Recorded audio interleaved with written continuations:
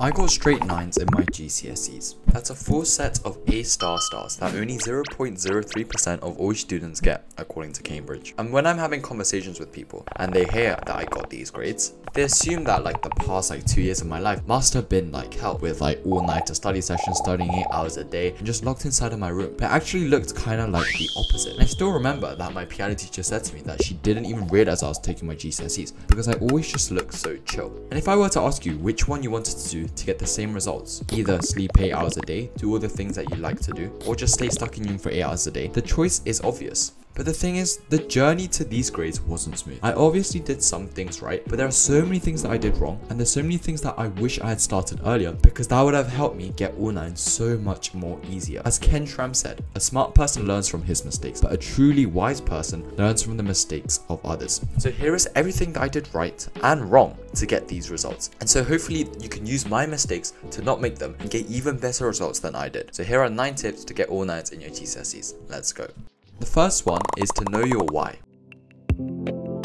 I wanted to get all 9s so bad. Why? Well, because I had a study channel and I knew that if I got perfect grades, it would allow me to make so many other types of videos like the one you're watching right now. And it would also act as proof that what I say worked. And I also wanted to get all 9s because I knew that my grandma in Korea had always been worrying over us since like we're the only ones in the UK. I wanted to show that I was doing well and I was studying hard and I was taking care of myself. Point is, I knew very clearly why I wanted it and who I was doing it for. And so if it was versus me or another student at school who just goes to school for the sake of it because they have to go to school, I would beat them any day of the week. And knowing your why also helps with your motivation a lot. Having motivation to study is a thing that like I get asked about so much. But when I'm feeling lazy and I like don't feel like studying, since I remember like my channel, my goals, I remember my grandma, etc., I'd be motivated to work harder. And it could literally be anything. I've talked to people where like we found that their intrinsic motivation might be they want to prove that like their teacher's wrong because their teachers have predicted them a low grade and they never believed in them. It could be that you've like never gotten good grades before and you want to like prove to yourself that you can actually like make a change. Whatever it is, it needs to be personal to you and you need to know your why. And the second big mistake that I made is that I didn't know when to start revision. I would constantly be browsing the internet and I'd go into Reddit, etc., and other forums, and I'd always ask when should I start revising for my GCSEs. And I know for a fact that you guys have probably searched that too. And I'd see answers that were on such different sides of the spectrum. There'd be people who say you should start revision in year 8 or 9, otherwise you're finished. But there would also be people saying you actually don't need to revise that much, and studying during study leave during year 11 was more than enough. And I realized 2 very important things. The first one is that it's never too early to start revision. A lot of students, what they do is they do no studying at all, right, in the normal days, and then when exam season rolls in, so this might be your GCSEs or your mocks, they suddenly have to start studying, right? And so since this is where they used to be just not studying at all, but suddenly now because they have to make up for lost amount of studying, now they're suddenly studying this amount, the gap between those 2 areas is really big, right? And since there's not something that you're used to, alarm bells will start ringing off in your brain and it's not going to be maintainable for a long period of time. Think about it, you're basically doing no studying and now you're forcing your brain to do it. It's going to feel like the worst thing ever and you're going to want to quit as soon as possible. And so when you start early and do little but often, studying actually ends up being a part of your day and it doesn't feel that much of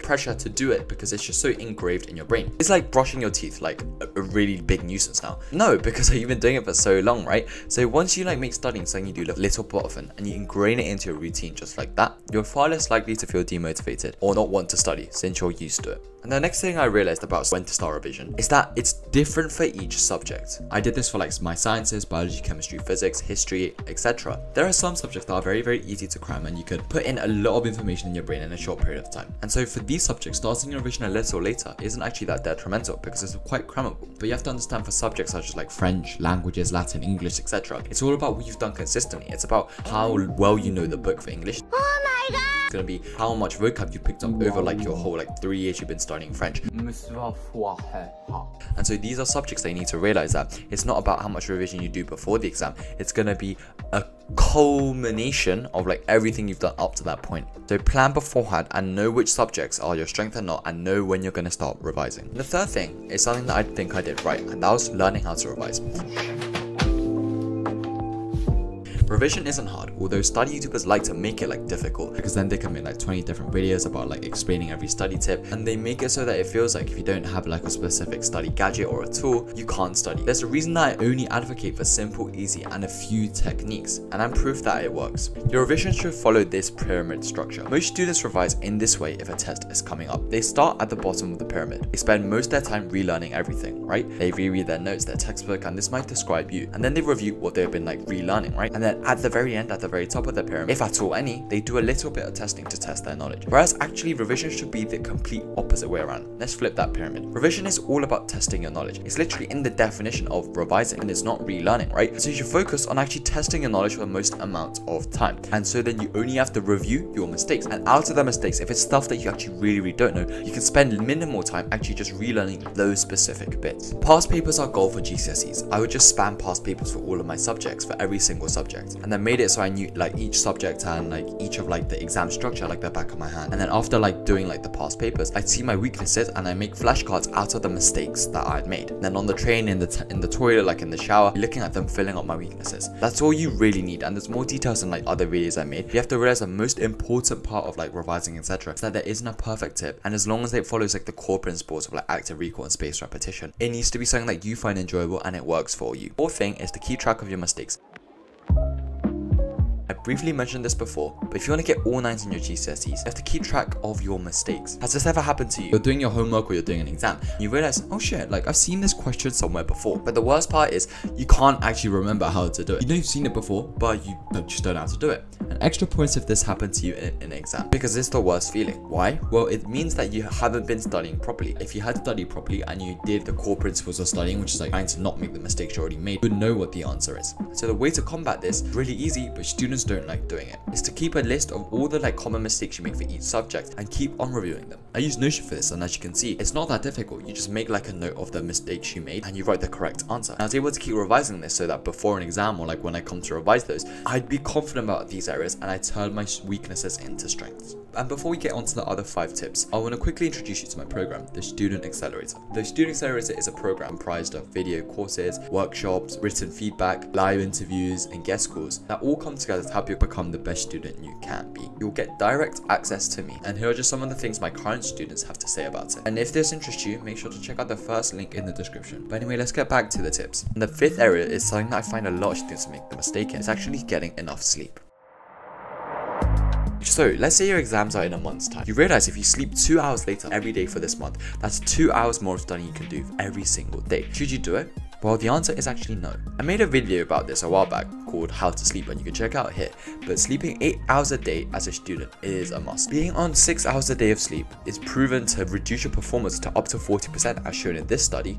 And the worst part is you might not even realize it because you can't actually gauge sleep deprivation properly. And also, sleeping well is proven to increase your results in tests, because it's when you sleep, your brain makes connections between things you learn throughout the day, and it actually turns into knowledge or memories. So all night is actually garbage, because it's like grinding in a video game for loads and loads of like time, but then forgetting to press the save button. Make sleep a hard boundary and aim for at least 8 hours a night. And I can promise that if I wasn't on top of my sleep, I don't know what grades I would have gotten. The 6th one is to talk with friends.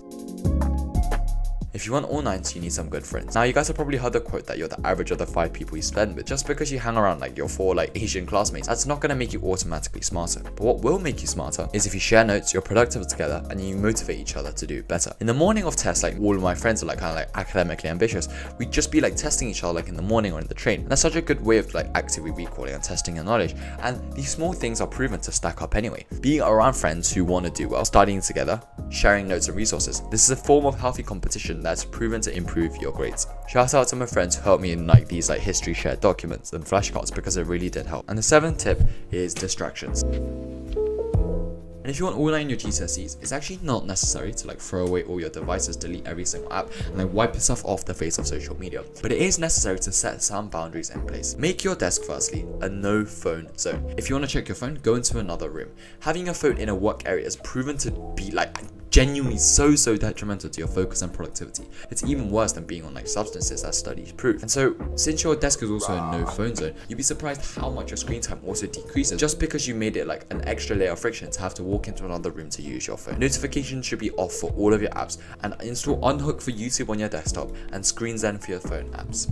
Unhide the recommender page of YouTube so that you actually need to search for the videos you need to watch. Screen Zen just makes you pause 5 seconds before opening the apps of your choice. Notice how these things aren't blockers. You literally are like a search way for watching like your favorite video. You only need to wait 5 seconds before you can scroll on Instagram. These are things that require you to make the conscious decision to go onto the app, so you're far less likely to doom scroll and waste time. The 8th chapter to get all 9s is to aim high.